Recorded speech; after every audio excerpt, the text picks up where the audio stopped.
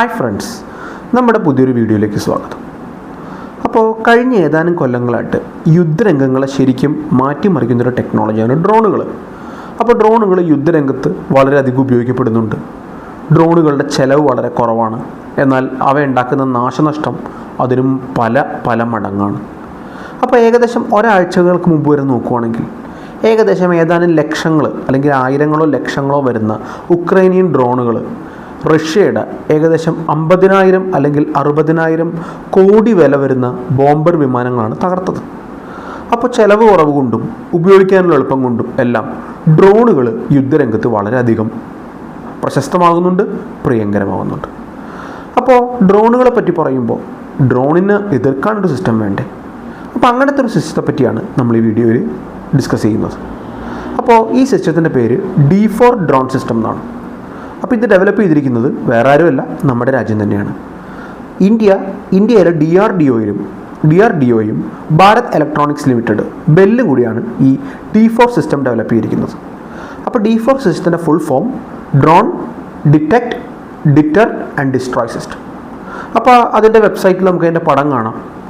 അപ്പോൾ ഇതെങ്ങനെയാണ് ഡ്രോണുകൾ തകർക്കുന്നത്? അപ്പോൾ കുറേ ഡ്രോണുകൾ ഒന്നിച്ചു വന്നാണ് ആക്രമിക്കുക. ചിലപ്പോൾ ഒരു മിലിറ്ററി സൈറ്റ് ആയിരിക്കാം, ചിലപ്പോൾ ഒരു ടാങ്ക് ആയിരിക്കാം. അവർ കൂട്ടം കൂടി ഈ തേനീച്ചകളൊക്കെ വരുന്ന പോലെ, അതിനാണ് സ്വാം ടാക്ടിക്സ് എന്ന് പറയുന്നത്. അപ്പോൾ ഡ്രോണുകൾ ഈ യാത്ര ചെയ്യാനും പരസ്പരം കമ്മ്യൂണിക്കേറ്റ് ചെയ്യാനും പല സിഗ്നൽസ് ഉപയോഗിക്കും. അപ്പോൾ നമ്മുടെ D4 drone anti drone system രണ്ട് രീതിയിൽ വരുന്ന ഡ്രോണുകളെ തകർക്കാം. ഒന്നിനെയാണ് നമ്മൾ സോഫ്റ്റ് കിൽ എന്ന് പറയുന്നത്. അതായത് അത് ഉപയോഗിക്കുന്നത് രണ്ട് രീതികളാണ്. ഒന്നല്ലെങ്കിൽ ഈ ഡ്രോണുകളുടെ സന്ദേശങ്ങൾ അത് തെറ്റിക്കും. അപ്പോൾ അതിന് നമ്മൾ ജാമിംഗ് എന്ന് പറയും. അതായത് ഡ്രോണുകൾക്ക് വരുന്ന സിഗ്നലുകൾ അത് തെറ്റിച്ച് വിട്ട് ഡ്രോണുകളെ കൺഫ്യൂസ്ഡ് ആക്കും.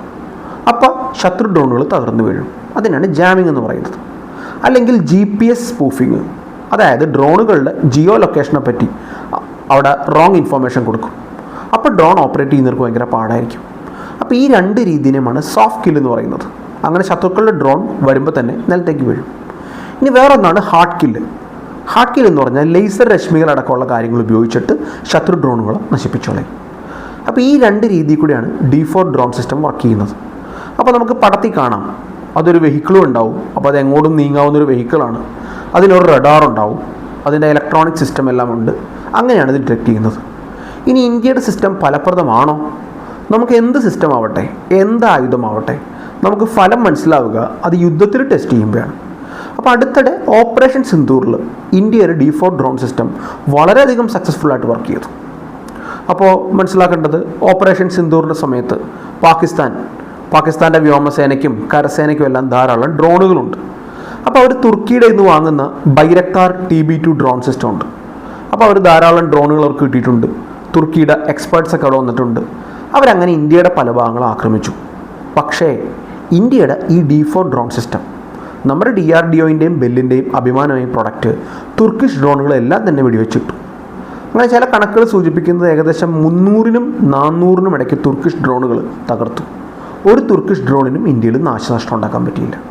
അപ്പോൾ അങ്ങനെ ഇന്ത്യയുടെ ഒരു ഡ്രോൺ വിരുദ്ധ ഉരുക്ക് കോട്ടയാണ് ഈ D4 ഡ്രോൺ സിസ്റ്റം. അപ്പോൾ അത് ഇന്ത്യക്ക് ഭയങ്കര ഒരു റെപ്യൂട്ടേഷൻ തരുന്നുണ്ട്. ഇപ്പോൾ തന്നെ ലോകത്തിലെ പല രാജ്യങ്ങൾ ഈ സിസ്റ്റത്തോട് താല്പര്യം കാണിക്കുന്നുണ്ട്. അടുത്തിടെ ചൈന തായ്വാൻ ആക്രമിക്കാൻ പല രീതിയിൽ കോപ്പ കൂട്ടുന്നുണ്ട്. തായ്വാന് പല രീതിയിൽ തലവേദന ഉണ്ടാക്കുന്നുണ്ട്. ചൈനീസ് ഡ്രോണുകൾ തായ്വാൻ്റെ വ്യോമപരിധിയിലൊക്കെ എപ്പോഴും വരുന്നുണ്ട്. അപ്പോൾ അടുത്തിടെ വന്ന ന്യൂസ് പറയുന്നത് തായ്വാന് ഈ സിസ്റ്റം വാങ്ങാൻ താല്പര്യമുണ്ടെന്നുള്ളതാണ്. അപ്പോൾ അങ്ങനെ പല വിദേശ രാജ്യങ്ങളും ഇന്ത്യയുടെ ഡ്രോൺ വിരുദ്ധ സിസ്റ്റത്തിലും ഇൻട്രസ്റ്റ് കാണിക്കുവാണ്. അപ്പോൾ അതുവഴി ഇന്ത്യക്ക് ഇത് എക്സ്പോർട്ട് ചെയ്യുന്ന വഴി വിദേശ നാണ്യം ലഭിക്കും. അതുമാത്രമല്ല, നമ്മുടെ ഒരു ഡിപ്ലോമാറ്റിക് ക്ലൗട്ടുമാണ്. അപ്പോൾ യുദ്ധരംഗത്ത് കഴിവ് തെളിയിച്ച ഇന്ത്യയുടെ D4 ഡ്രോൺ സിസ്റ്റത്തെ പറ്റിയാണ് നമ്മളിന്ന് ഡിസ്കസ് ചെയ്തത്. നിങ്ങൾക്ക് ഈ വീഡിയോ ഇഷ്ടമായെങ്കിൽ വീഡിയോ ലൈക്ക് ചെയ്യുക. ചാനൽ സബ്സ്ക്രൈബ് ചെയ്തിട്ടില്ലെങ്കിൽ സബ്സ്ക്രൈബ് ചെയ്യുക. ഈ വീഡിയോ കൂടുതൽ ഷെയർ ചെയ്യുക. നിങ്ങളുടെ വിലയേറിയ അഭിപ്രായങ്ങളും അഭിപ്രായ വ്യത്യാസങ്ങളും രേഖപ്പെടുത്തുക.